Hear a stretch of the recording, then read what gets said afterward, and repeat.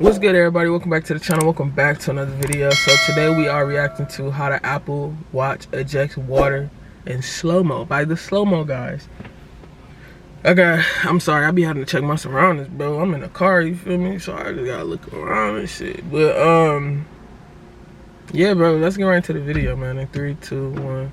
Let me press record though real quick, and then we can get into the video. Alright, 3, 2, 1. Bow. Hello the internet, I'm Gav, that's Mo, and welcome to this quick and dirty episode of the Slow-Mo Guys. Due to my occupation, I often find myself going through life thinking, ooh, I wonder if that would look good in slow-mo. And thankfully, I can almost immediately find out with this high-speed camera. And that's exactly what's happened. Before the world ended, I went swimming, and I saw that my Apple Watch had gone into water lock mode, which is where it sort of disables all the finger inputs from the screen because the water affects the capacitive screen and all that. And to unlock it, you spin. Bro, the Apple Watch is waterproof? I did not know that. I swear, like bro, I did not know that. In the digital crown, and it ejects all the water that's inside it through the 2 speaker holes using the speaker itself. Just sort of fires water all over your wrist. And I thought, that's brilliant, that's genius. That's I want to film that in slow-mo. So why don't we use our probe lens on our high-speed camera and see what that looks like. First things first, I will have to go for a swim. Okay, I'm back. Water lock. What?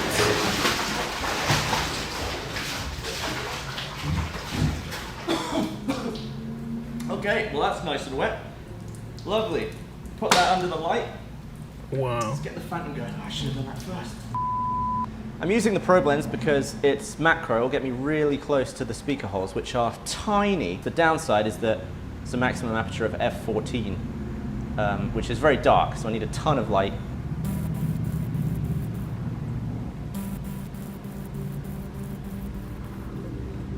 I figured I'd get a shot of the screen. This is 40 times slower, and you can actually see the refresh rate of the tiny OLED screen from top to bottom. This is now 80 times slower, 2,000 frames a second.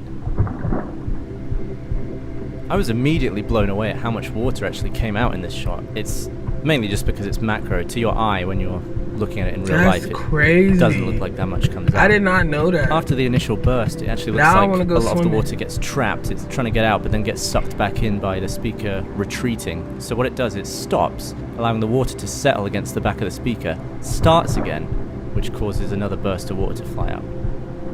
It does 10 full cycles of that.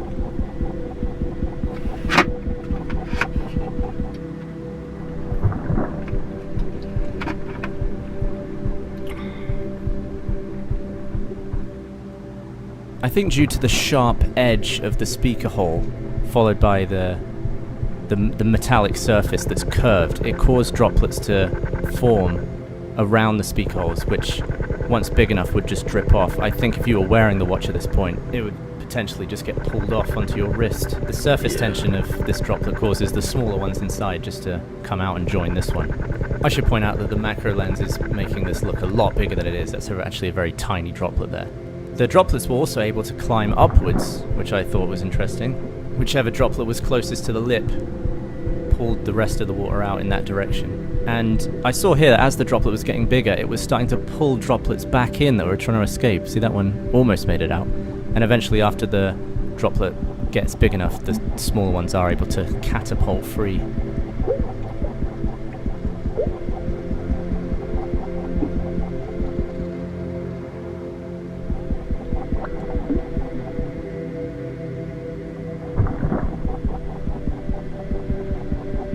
Once most of the water is out, you can get a much better look at the speaker surface just rattling away back there. Shooting a whole video in macro can sometimes cause you to lose the context and the scale of your subject, so this shot is just a reminder of how minuscule these little droplets are coming out. You really had to get right in there to see the speaker. Just for a laugh, I wanted to see if it would work in reverse, so I dunked the watch underwater with air in the speaker just to see if it would fire the bubbles out, and yes, it did. You can actually very clearly see the shock waves from the speaker because some of the bubbles that have escaped are still bobbing up and down to the same frequency as the speaker. I actually found that a lot more interesting than I thought I would. To actually get to see the frequency that the watch uses to eject the water, and the fact that it then takes a break, gives it another go after it waits for the water to settle. Very interesting way around having a watch that has a speaker and also needs to be water resistant. This is not an ad for Apple. I should probably say that. They didn't sponsor this video. I don't think I've ever seen Apple sponsor a YouTube video. It'd be very un-Apple of them, wouldn't it? Hopefully you enjoyed that video. Make sure you subscribe, and I'll try and be back pretty. That's crazy. That's why I didn't like want to pause it, because I was really interested, bro. Like, it felt like being like in school or something. They showing you like a video that you're actually interested in, and you'd be like, okay, let me sit here and watch it just to see what's gonna happen. And that's how I feel watching this shit. So great job, Gavin. I appreciate you, man. I appreciate all you guys over there, man. For real, for real. But if y'all enjoyed this video, go ahead, like, comment, and subscribe. I truly appreciate it. Catch me in my next video. Peace out.